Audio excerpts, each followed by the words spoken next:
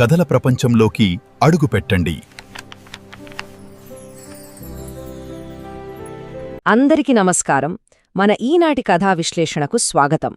ఈరోజు మనం ఒక అద్భుతమైన పల్లెటూరి కథను చూడబోతున్నాం. అదే రాము మరియు సోముల కథ. సో ఇక ఏమాత్రం ఆలస్యం చేయకుండా let's dive into this beautiful story. అసలు నిజమైన స్నేహమంటే ఏమిటి? ఎప్పుడైనా ఆలోచించారా? ఈరోజు మనం ఒక చక్కటి పల్లెటూరి కథ ద్వారా ఆ ప్రశ్నకు సమాధానం తెలుసుకుందాం. ఇది కేవలం ఒక కథ మాత్రమే కాదు, మనందరికీ ఉపయోగపడే ఒక గొప్ప లైఫ్ లెసన్.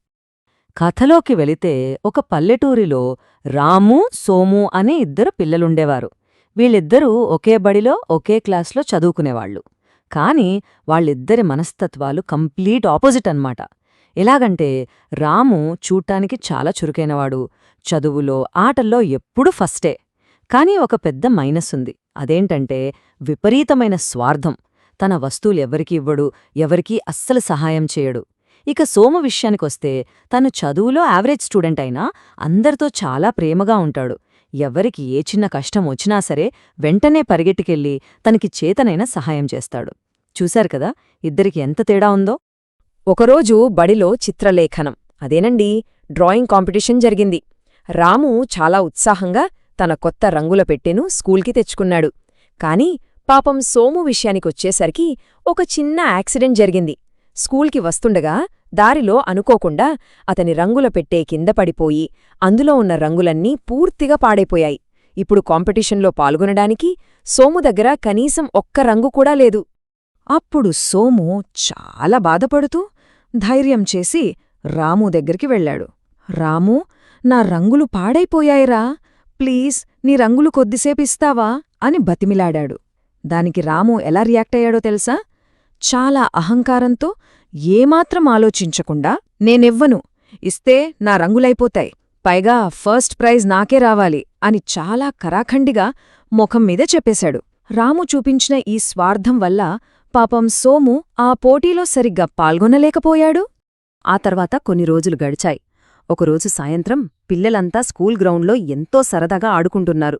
అప్పుడు సడన్గా పరుగెత్తుతున్న రాము కాలు జారి రాళ్లమీద గట్టిగా పడిపోయాడు. కాలుకి బాగా దెబ్బ తగిలి రక్తం కారటం మొదలైంది. నొప్పి భరించలేక రాము బిగ్గరగా ఏడుస్తున్నాడు. కాని ఇక్కడే మనం గమనించాల్సిన విషయం ఒకటుంది. రాము అంతలా ఏడుస్తున్నా కూడా ఏ ఒక్క పిల్లాడూ అతనికి సహాయం చేయడానికి ముందుకు రాలేదు. ఎందుకంటే తను గతంలో ఎవ్వరికీ ఏ సహాయం చేయలేదు కదా. అందుకే మిగతా పిల్లలంతా అలా దూరం నుంచే చూస్తూ ఉండిపోయారు. ఇప్పుడు మన ముందున్న అతి పెద్ద ప్రశ్నేంటంటే, ఒంటరిగా ఆ నొప్పితో ఏడుస్తున్న రాముకు ఎవరైనా సాయం చేస్తారా? తన స్వార్థమే తనని ఆపదలో ఒంటరివాణ్ణి చేసింది. మరి ఈ పరిస్థితిలో రాముకు ఏమవుతుంది? And this brilliantly illustrates the power of character. ఇక్కడే సోము నిజమైన వ్యక్తిత్వం బయటపడింది. రాము కిందపడటం చూసిన వెంటనే సోము ఒక్క క్షణం కూడా ఆలోచించలేదు. గతంలో రాము తనకి చేసిన అవమానాన్ని అసలు మనసులో పెట్టుకోలేదు. వెంటనే పరుగుపరుగున వెళ్లాడు. తన జేబులో ఉన్న శుభ్రమైన కర్చీఫ్ తీసి రాము కాలుకు కట్టుకట్టాడు. అక్కడితో ఆగాడా? లేదు.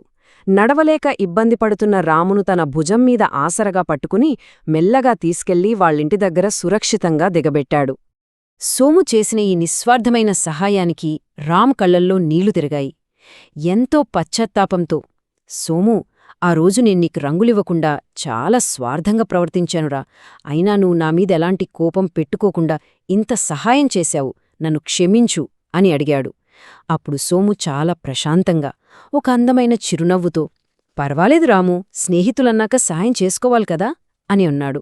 ఒకసారి ఊహించండి, రాము స్వార్థానికి సోము స్వచ్ఛమైన మనసుకి ఎంతటి ఎమోషనల్ కాంట్రాస్ట్ ఉందో. ఆ సంఘటన రాము జీవితంలో ఒక గొప్ప మలుపు. ఆ రోజు నుండి రాము తనలోని స్వార్థాన్ని పూర్తిగా వదిలేశాడు. సోము చూపించిన ఆ ప్రేమ రామును ఒక కొత్త మనిషిగా మార్చేసింది. తెలుసా, ఇప్పుడు రాము కూడా సోములాగే తన ఫ్రెండ్స్ అందరికీ వస్తువులు పంచుకుంటున్నాడు. ఎవరికి ఏ కష్టమొచ్చినా ముందుండి సహాయం చేస్తున్నాడు. నిజంగా ఇదెంత వండర్ఫుల్ ట్రాన్స్ఫర్మేషన్ కదూ. సో ఈ విశ్లేషణను ముగించే ముందు మనందరం ఒక్కసారి ఆలోచించుకోవాల్సిన విషయం ఒకటుంది. నిజమైన స్నేహితుడుగా ఉండటానికి మనం కూడా మన స్వార్థాన్ని వదిలేద్దామా? కేవలం మనకోసం మాత్రమే ఆలోచించడం కన్నా పక్కవాళ్లు కష్టంలో ఉన్నప్పుడు చేసే చిన్న సహాయం చాలా గొప్ప బంధాలను నిర్మిస్తుంది కదా. స్నేహమంటే కేవలం తీసుకోవడమే కాదు, పంచుకోవడం, ఆపదలో ఆదుకోవడం. ఈ అద్భుతమైన కథ మనందరికీ ఒక మంచి సందేశాన్ని ఇచ్చిందని ఆశిస్తున్నాను. మనం కూడా సోములాగా నిస్వార్థంగా ఉందాం. మరిన్ని ఇంట్రెస్టింగ్ కథా విశ్లేషణలతో మళ్ళీ కలుద్దాం.